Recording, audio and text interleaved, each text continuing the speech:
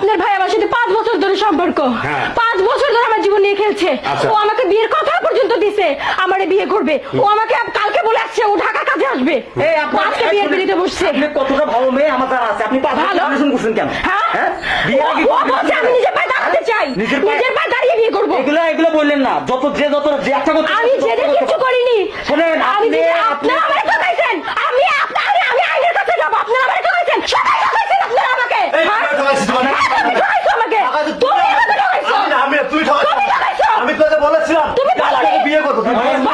সব শেষ করে ফেলে দিয়েছো আমার। বলনি তুমি। আজকে আমাকে মেরে পাশে নিয়ে বসছো। এটা আমার বউ। তুগুলো মানুষ কও কি এর অবস্থা। এটা আমার বউ। মনা চান্দু প্রেম করছে, এখন প্রেম করি বিয়ে করছো।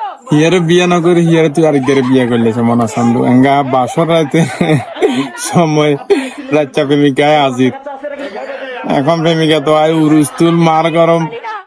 এখন ইত্রু তুই আরেকদের বিয়ে করি এলার তো বুগাড়ি কান্দনা ইয়ে তো বাসা তাই আউলালার মানে বাস্তবতা এমন একটা পরিস্থিতি হয়ে গেছে। এখন প্রেম করলে ইয়ের বিয়ে করতে, বিয়ের যদি বাসা গড়টর বালা করে যদি চিনাই তুও দেখবা যে দেখবা যে দিন তোমার দাগিতে পড়েছে। এখন কঙ্গারে তুই কঙ্গারে লই যাইবা। এখন বিয়ে করবে। আল্লাহ এক দিদা বন্ধ তো হয়ে গেছে।